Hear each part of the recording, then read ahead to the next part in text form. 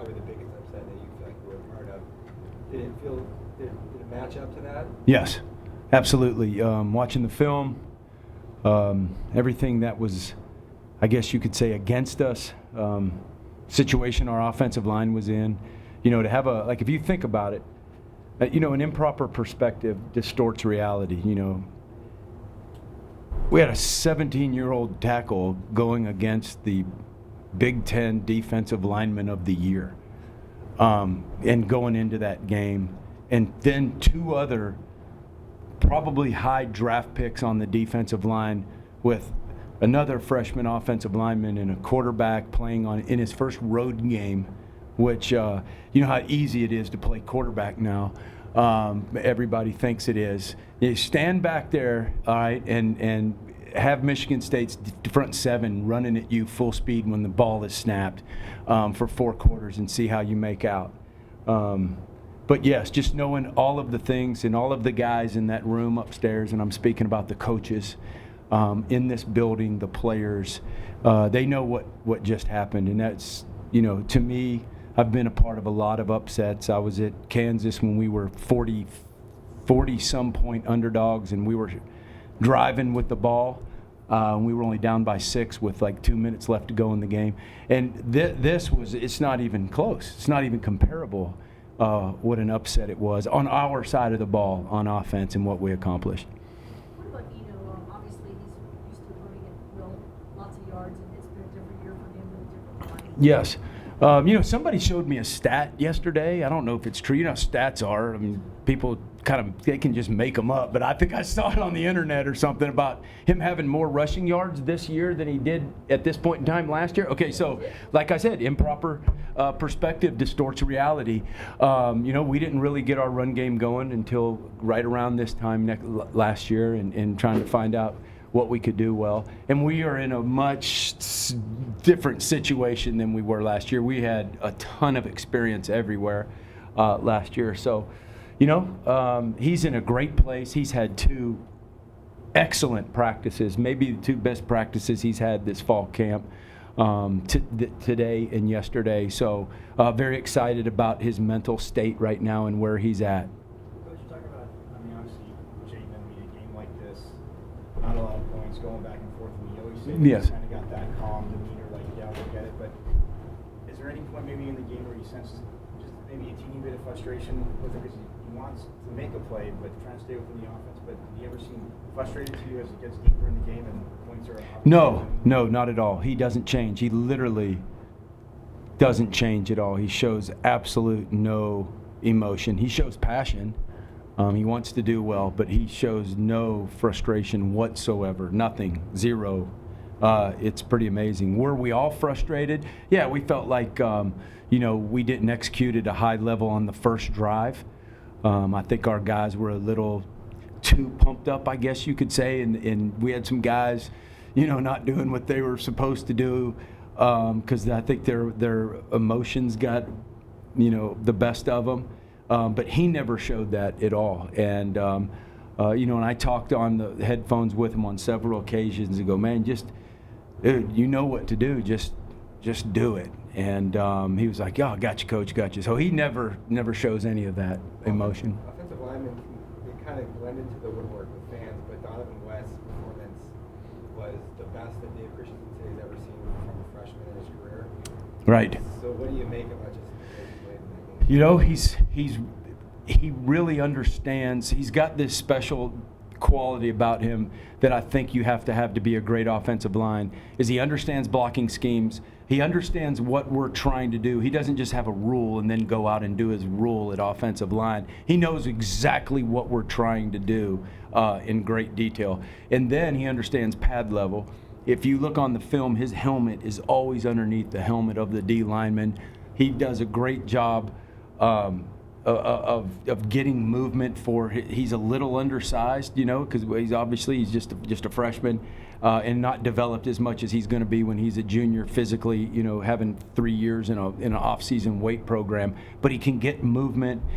He understands leverage. He's the low man every time, and he understands the game. Dave tells me all the time he's one of the smartest O linemen he's ever had. So those are all great qualities, and the future is really bright up front.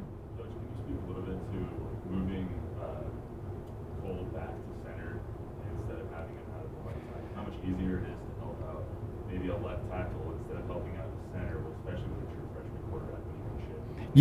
Yes. And so when we started out the season, people asked that, why didn't you just put LD there in the first game? He just wasn't ready. He wasn't ready, and freshmen aren't supposed to be ready. Another stat I saw on the internet, or somebody said that there was 10 or 11 true freshman offensive linemen in all of FBS. We have 2 of them up front. So you're not supposed to start freshmen, and especially at that left blind side, left tackle position. So. What was your question? I forgot, man. I start rambling sometimes. I forget what. How much easier is it? Oh, yes. So, yeah, exactly. So, we were watching the film, and it's over and over again, the true freshmen and then Jarrett Bell together, and the communication and the double teams, and along with the snaps and all of that stuff. Like, if your core's not strong in anything, you're not going to be able to do much. And so we wanted to make sure the core was strong. At least we could do that, and then we could game plan, manipulate, and do things to help the tackles. On that note, some coaches believe that you should never lose your starting position due to injury, but some coaches also say if it's not broken, don't fix it. We talk about an offensive line position that is so built on chemistry and cohesiveness. If this offensive line is playing up to the standard that you feel it's supposed to play at, when you can have players coming back from injuries, maybe possibly coming back from a leave of absence, do you think about tinkering with this offensive line? No. If it's working? I hope this is our offensive line every single game from here on out, until the end of our bowl game. That's what I hope happens. I hope we don't have to move or even talk about moving another person. Seems like Colorado's playing really hard under Mel Tucker on defense. What do they look like to you structurally compared to the past? And what stands out? They're still a 50 front, and they still, like all 50 fronts, they're built to stop the inside run and stop the inside zone and things like that, and make you bounce all of your plays out into the perimeter. Very similar to what Kent State looked like on film and all that stuff. So, and then what happens is it becomes a perimeter matchup game. Who wins the battles out on the perimeter, and I feel pretty good about our guys.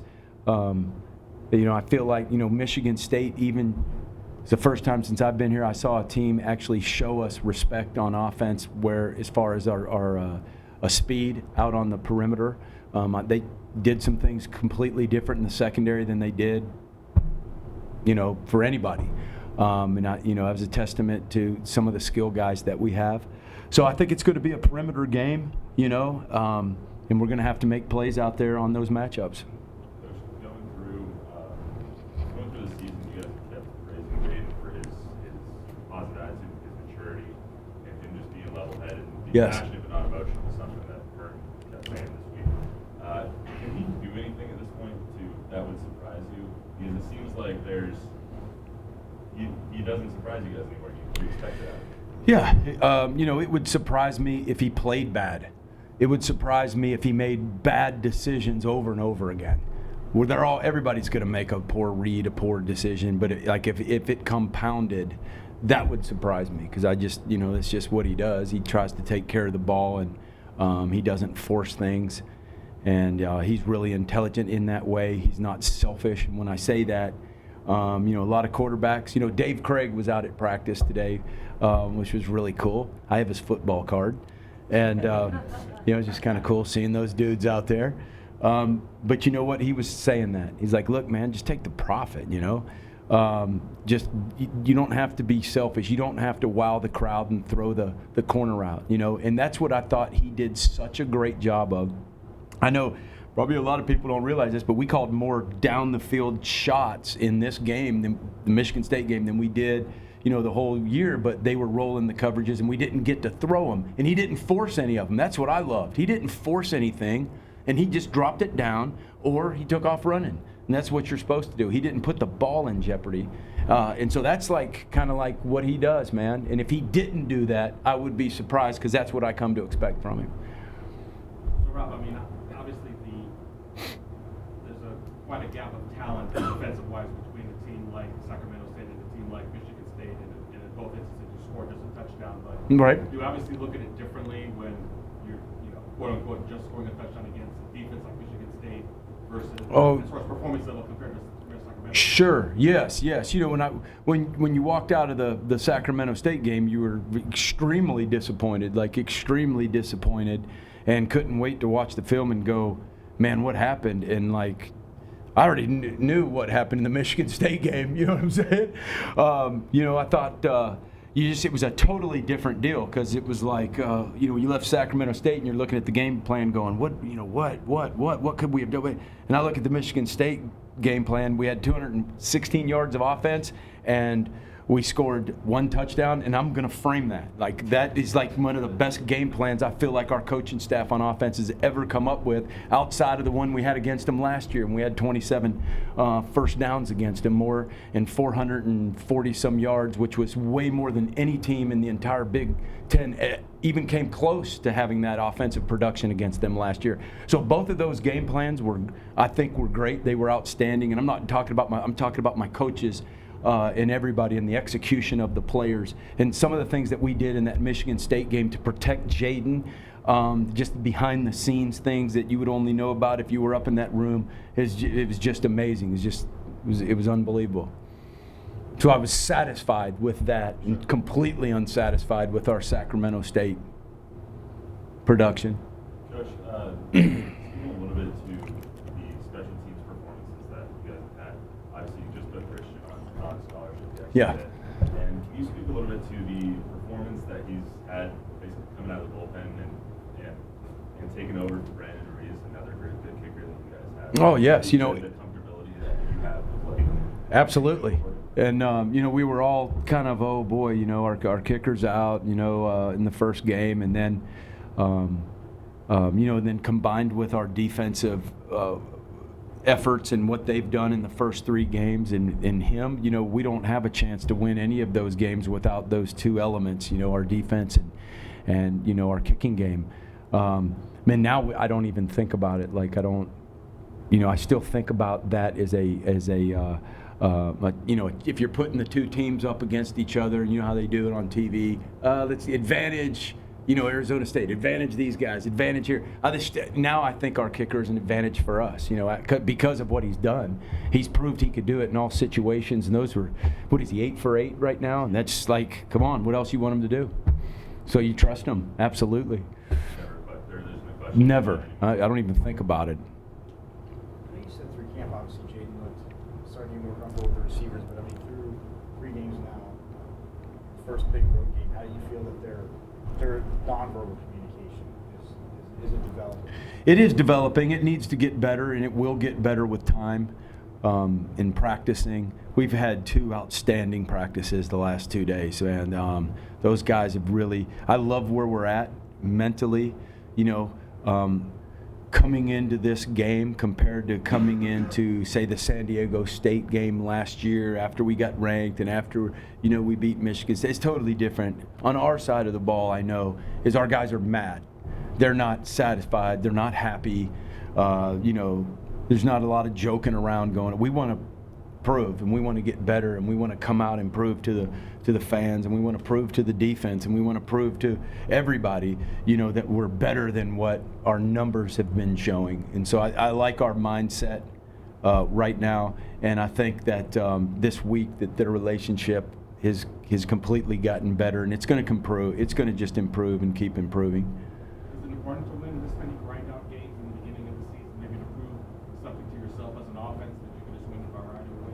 Yeah, I think it's really good that, and I told him, when we started out, guys, last year we had all this experience back. We had a guy, future first pick. We had a quarterback that was a 3-year starter coming back, and we expected to score at least this many points a game. But we don't even talk about that now. We talk about look up at the scoreboard in the 4th quarter, and then, okay, we got to have one more than the other team. And that's all we talk about. That's all we concentrate on, because we're just at that stage right now. And like I said, there is no easy fix. We're not just going to all of a sudden start, ripping off 50 points a game. It doesn't work like that in football, man. You just build and you get better and you grow because we're young and inexperienced. Speaking of the 50, I know Coach Gonzalez keeps saying he was asking you last year if you were going to put up 50. Has he asked you that yet this year? No, I don't. Yeah, I don't think he does. I don't think he. Yeah, he doesn't talk to me right now. I'm just joking. He does. Anyone else? Thanks, Rob. All right. Thank you. Appreciate it.